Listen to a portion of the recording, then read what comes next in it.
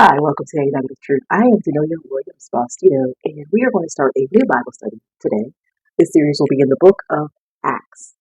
The book of Acts is considered the Acts of the Apostles, but it can even be changed to the continued acts of Jesus through the Holy Spirit of God, as the Holy Spirit is the unifying character throughout this wonderful book.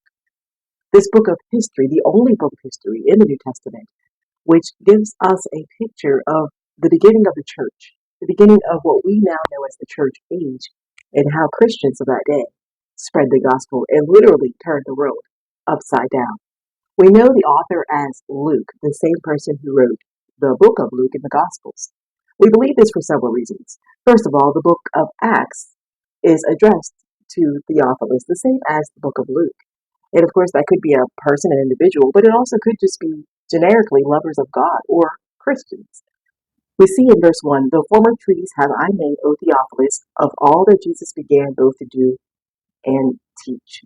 So this was somebody who also wrote another book on Jesus' life. Again, addressed to the same person. They wrote another book on Jesus' life, which brings us again to Luke. This must have been someone who knew Jesus, but then also knew Paul and went on trips with Paul. So that, again, could describe Luke. And also we see some medical terms here in the book of Acts, and we know that Luke was a physician, and we get that actually from Colossians chapter 4, verse 14. It's not very clear when the book of Acts was written. The earliest date is AD 62, while some scholars have dated this book as late as AD 100.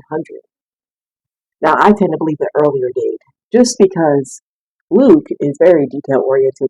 He puts a lot of descriptive ideas of what's going on around. And there's a lot of history that, if it was done on them later dates, would have to be mentioned here.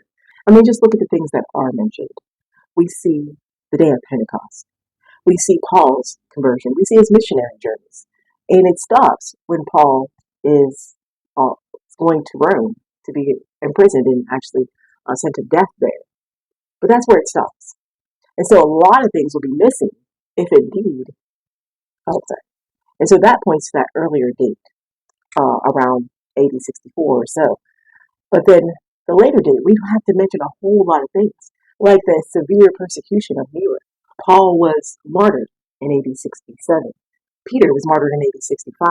Then we have that great fire of Rome in AD 64. And so these things, I think, would be mentioned just because of who Luke is, just because of the detail that we see in the book of Luke that aren't mentioned here. And then we see the things that are mentioned, which kind of tell us that, well, that was around the time that he had written this. So what is the purpose of the books of Acts? Why in the world should we read it and study it?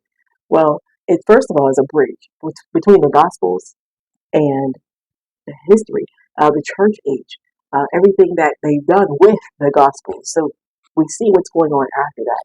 And all of these epistles that are written, that are mostly written by Paul, there's a bridge here that helps us to see how we got to these letters.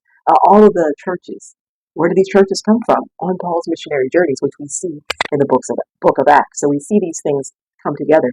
When we read the book of Acts, we can know about the church in Ephesus, where Ephesians is written to, and the church in Corinth, where the Corinthians are written to. So things like that. But there's some real good stuff here about how to be an effective Christian. We see the beginning of the church age, and we see such a unity. We see what they did.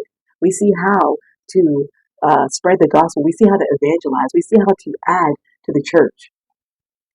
And even in the midst of persecution, hard times, these people had difficult times. But yet, we see that, again, the world was turned upside down. So we can see how we today could do that same thing. These people did it without the roads that we have today, without the technology that we have today. So if they could do it with that, Lord knows that we could do it here. We see that God uses ordinary people to do extraordinary things. We see that he can use any person, as he took Saul, for instance, who was a terrorist, and turned him into the greatest missionary, at least the first missionary that ever lived. The key verses to me would be in Acts chapter 2.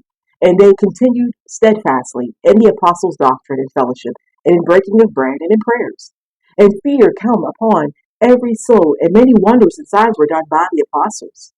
And all that believed were together and had all things common, and sold their possessions and goods, and parted them to all men, and as every man had need. And they, continuing daily with one accord in the temple, and breaking bread from house to house, did eat their meat with gladness and singleness of heart, praising God and having favor with all the people.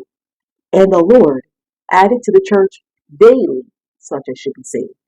That is what should be with us. We're missing that unity. We're missing that daily fellowship. We're missing sometimes weekly fellowship. We're missing that doctrine, that prayer together.